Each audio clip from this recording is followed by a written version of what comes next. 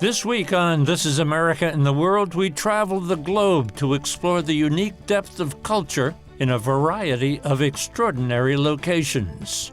In today's world marked by suffering, conflict, and war, it's crucial and even necessary to shine the light on the people and places that embrace the richness and diversity of our shared humanity. On this program, we go deep into the rainforest of Panama to visit the indigenous Embarks tribe, witness a traditional social gathering and livestock market in Oman, explore the tomb of the ruler Timur in Uzbekistan, and delve into the story of an American who relocated his entire life to Estonia. But first, we revisit our trip to Haiti in more peaceful days and our conversation with a voodoo priest who shares Haiti's rich religious history. According to many Haitians, voodoo is at the core of Haitian culture. I spoke with a voodoo priest who is the general director of Haiti's National Bureau of Ethnology, where he's curating a voodoo museum. During our visit, he joined in on a rehearsal for an upcoming event of traditional voodoo music and dance. Tell me a little bit about the different countries that have come together to be part of Haiti.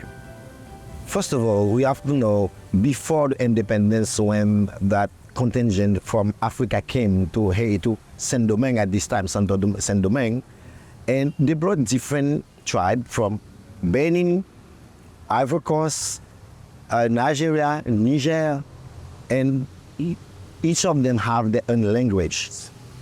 Come to the New World, who's going to become again Haiti, mix with those Amerindians who share with them, with the African, their knowledge, what they say in Creole, voodoo connaissance. When they share that connaissance, that knowledge, they put them together. It was like after the genocide of those Amerindians, but most of them, like part of them, were in the mountain to share their connaissance, their knowledge with those Africans.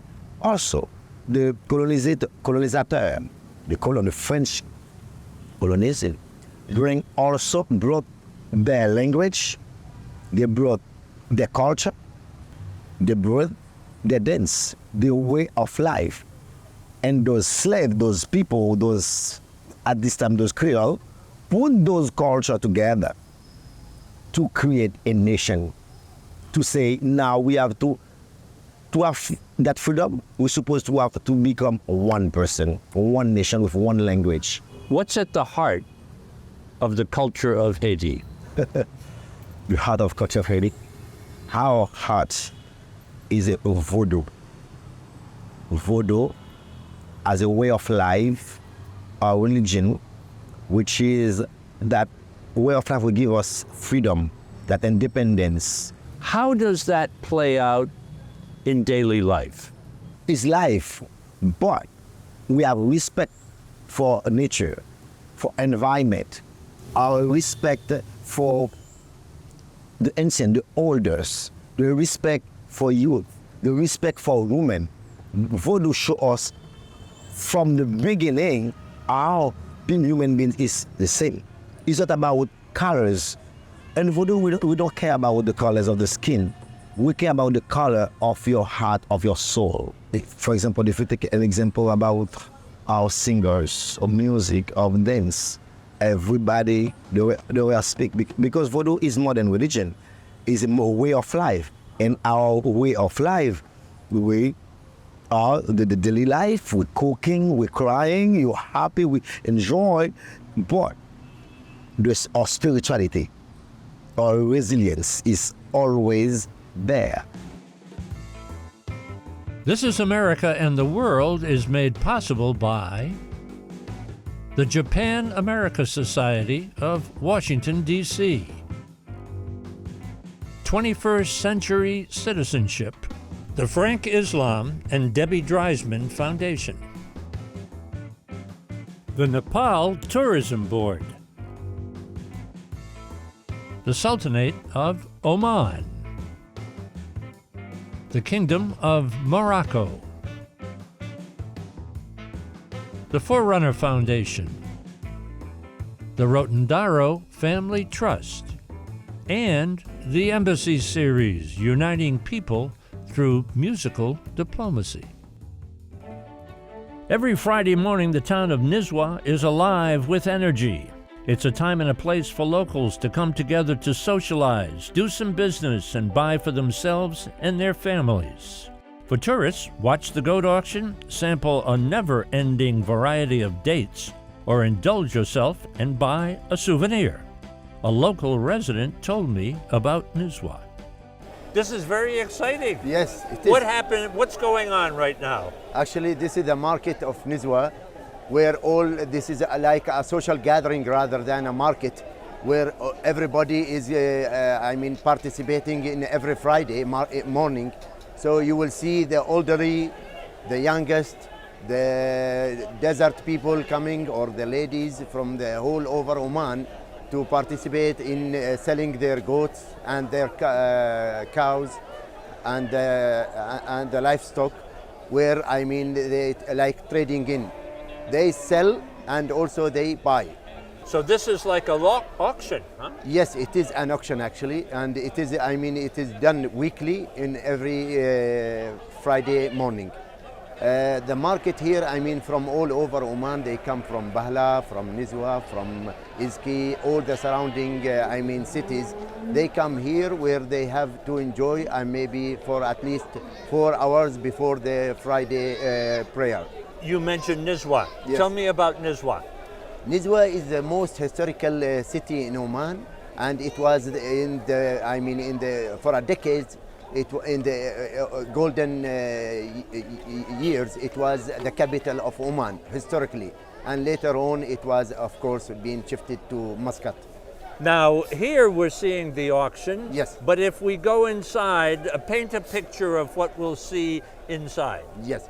You will see actually in the market here, the dates market, you will see the fish market, the meat market, the grocery market, and also you will see the most traditional Omani sweet, which is called Omani halwa. Halwa. Halwa. That's the most Omani traditional sweet in whole of Oman. And in Nizwa, that's the most favorite Omani sweet factory.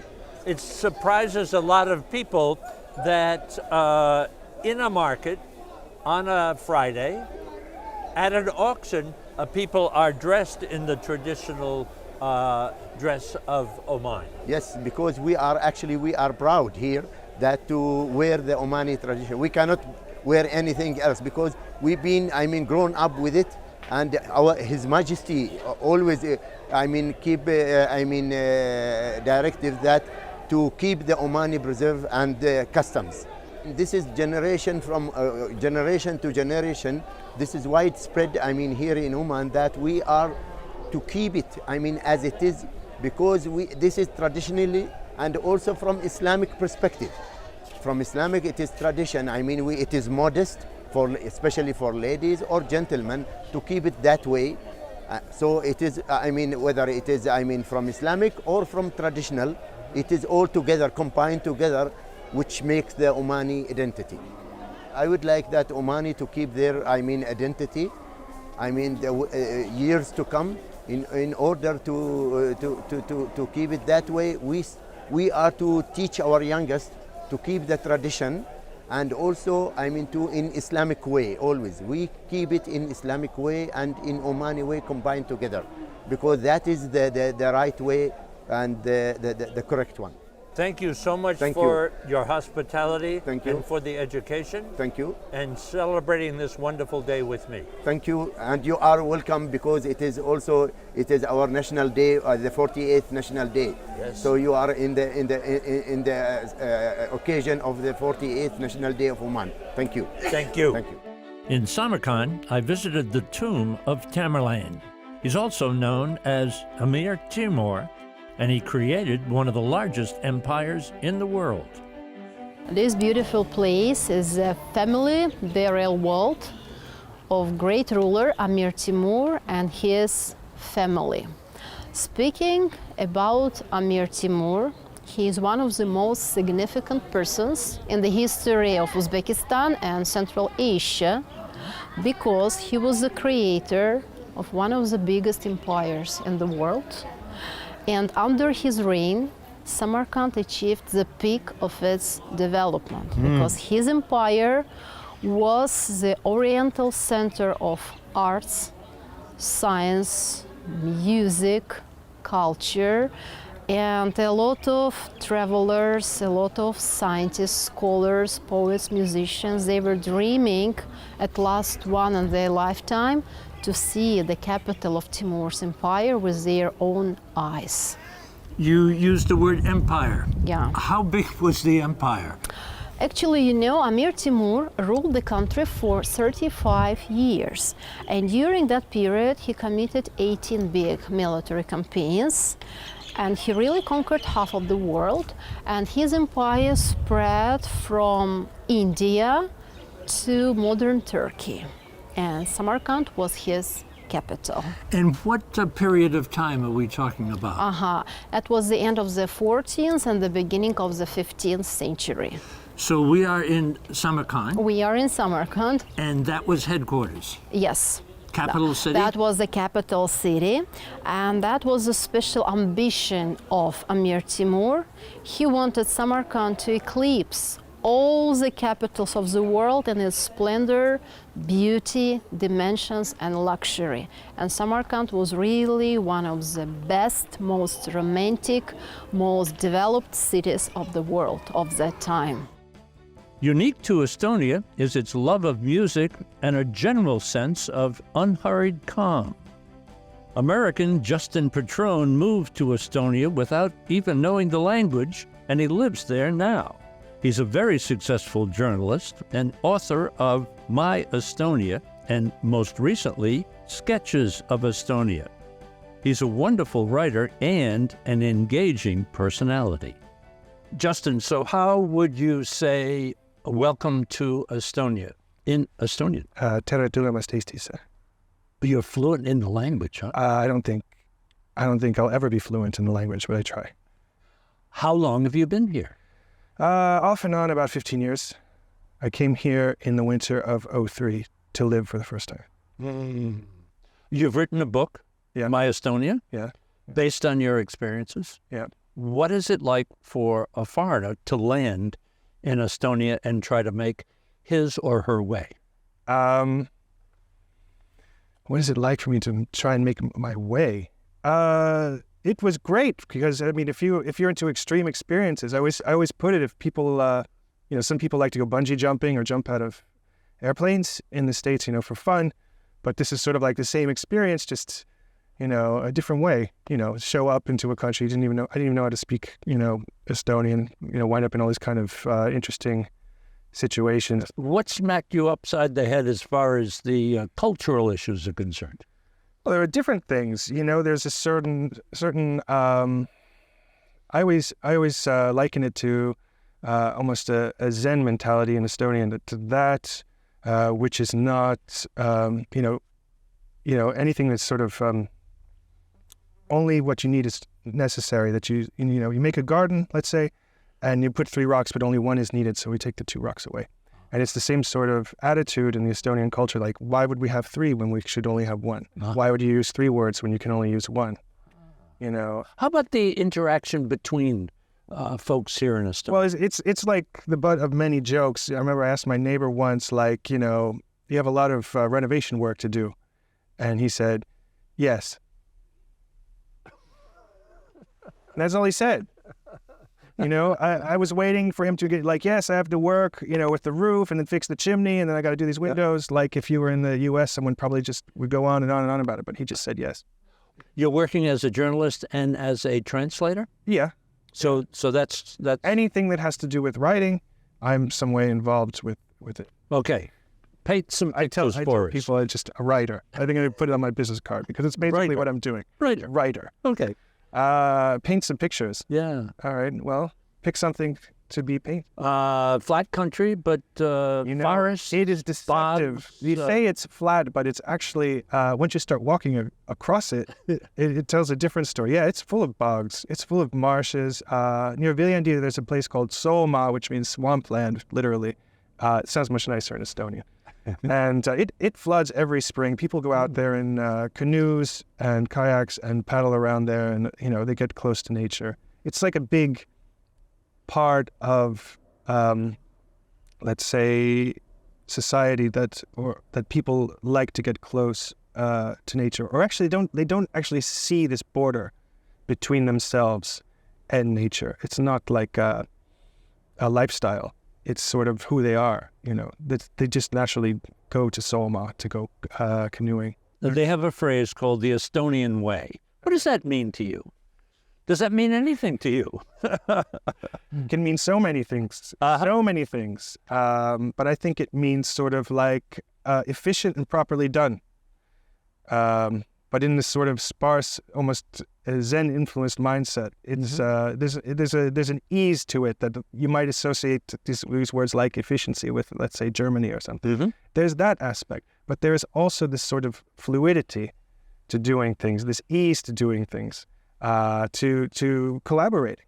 And you've seen this also in the past in politics that, consensus has been reached, the country reached a consensus, we're going to do this, and they sort of very fluidly, after, their internal discussions, work together towards the goal. And that also happens, in the private sector with the startups, that they sort of work together once they've reached a consensus of what they want to do. I know you're a family man. Is it easier to raise kids in Estonia or back in America?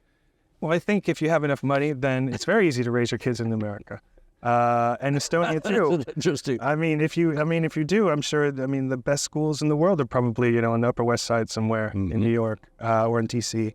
But for me, it's been, it reminds me of my own childhood. We used to grab our bikes. I'd grab my bike at 8 o'clock in the morning, be out the door, and then I'd be home for dinner, and that was it.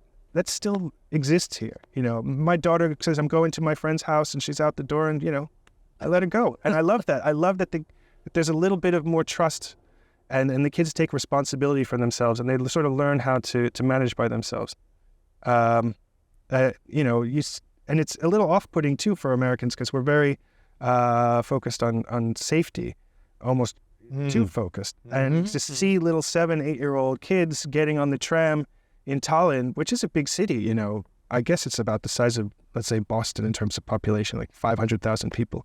They get on the trams and they go to another district, they go to the school, they show their cards, they take care of everything themselves, and they're like little adults, little world savvy 8-year-old, 9-year-olds understand how things work. It's incredible. And that's why you see people who are like 23 years old as the CEOs of companies or, working in the government at the highest ministry levels, because they're used to managing things at a very young age. And this idea, it imbues them confidence that I can do that. Whatever it is, I can do it. Thank you, Justin. Thank you for coming up. Okay. Thank you for the opportunity. And how do we say goodbye in Estonian? Nägemist. Do you want to try? Oh, try me again. Nägemist. Nägemist. Nägemist. Nägemist. Nägemist. Nägemist. Aitäh. There we go. A wonderful part of Panama's culture and identity is found in its indigenous tribes, the original people of Panama. We traveled an hour and a half out of the city by van and then an hour on the river. The water is crystal clear, clean, and drinkable, and we were able to experience the natural beauty of Panama's rainforest up close. When we arrived at the Embera village, we were greeted with drums and music and the genuine warmth of the Embera people. Juan Carlos translated as I talked with the tribal spokesman. How many people are living in this area, in this village? ¿Cuántas personas viven en esta comunidad? Bueno, en la comunidad nosotros vivimos 108 personas y 24 casas. There are 108 people here, and there is 24 families or houses. How many? We see some little children running around. How many children? ¿Cuántos? Vi algunos niños que estaban corriendo por ahí. ¿Cuántos niños hay ahorita mismo? Ok, niños, tenemos en la escuela, habemos 33 niños. Y en la secundaria tenemos 17 niños. Okay, so they're in the elementary school here, they have 33 kids, and then in high school they have 17 teenagers. And how do the people here make a living? ¿Cómo las personas que viven aquí buscan su sustento diario, su dinero? Bueno, nosotros aquí en la comunidad, nosotros anteriormente vivíamos con la agricultura. Cultivábamos lo que es el arroz, el maíz, y de eso nosotros vivíamos aquí. Previously they used to depend completely on agriculture, so they used to plant different crops, rice, plantains, and corn, so that's what they used to depend on. And now? ¿Y ahora? Ahora mismo, pues nosotros tenemos como 5 años, pues dedicamos lo que es la actividad de turismo. Vivimos de turismo ahorita mismo nosotros con los visitantes. Since 5 years ago, they completely depend. Their main source of income is the tourist activity, welcoming and having visitors coming to their community and showing them the village and their culture. So when we're here today, what will we see? What will we experience? En la visita de nosotros hoy, ¿qué vamos a ver? ¿Qué experiencia vamos a tener? Ok, pues la visita de ustedes, la experiencia es que pues nosotros les vamos a dar lo que es las danzas tradicionales, la música tradicional y la comida tradicional. So in our visit today, we'll have the opportunity to see the traditional dances, the traditional music, and also to have a taste of their traditional food. The Embera people, are there many outside of the 108 people here throughout Panama? Dice que la comunidad de los emberas, hay mucho más emberas afuera de esta comunidad de 108 personas en otras partes de Panamá. Sí, claro, por supuesto. En la comarca, en la provincia de Darién. En la provincia de Darién. Ajá, 125,000 habitantes en la provincia de Darién. He said that, of course, outside these communities, there is other embera members, especially in the Darién province, where is the biggest population. And he said that approximately 125,000 people live there. So that would be the total in the entire country? Esa es la población total en el país? En el país aquí en la Yes, it's the Panamá. total population. And historically, the Embera people are the indigenous people of Panama? Y históricamente los emberas son la comunidad indígena más importante o principal de Panamá. Bueno, nosotros, según dice pues, la historia, pues nosotros somos de los originarios de los pueblos, los emberá, aquí de Panamá. So according with the history, they believe that they are the original group of Panama, the first. The original group of Panama. We met many villagers, including the evangelical minister who lives with the people and has built a church there. Valerio Ruiz. Nice to meet you, Valerio Ruiz. Dennis. My name is Dennis. Denis. Su nombre es Denis. Ok, We wanted to see your church. Quería ver su iglesia. ok. Yes? Esa iglesia no es mía, esa iglesia es de Dios. So that's not his church, that's God's church. Oh, Con la gracia del good, Señor estoy yes. predicando ahí. Very For the nice. great of God, he have it. I played some soccer with Alejandro. Ate a hands-on meal of tilapia and plantains, and even shopped for some of the tribe's intricately made handicrafts, which are sold to support the tourism-based economy. There was dancing, too, and even a couple of magic tricks.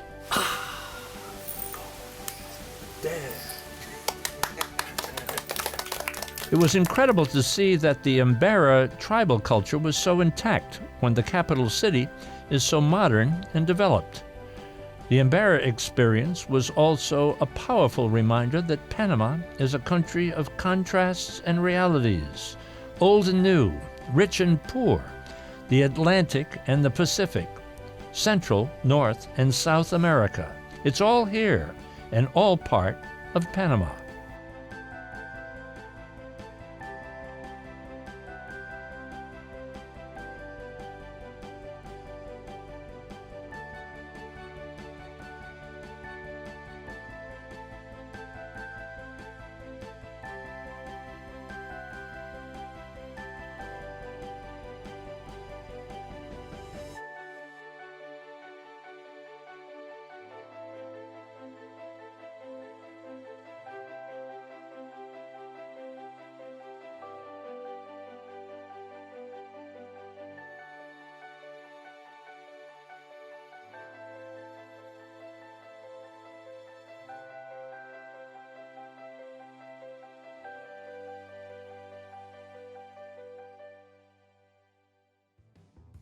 I want to share with you some short pieces from interviews that I've done over the years. I call them reflections, and you can find them on the media platform Substack.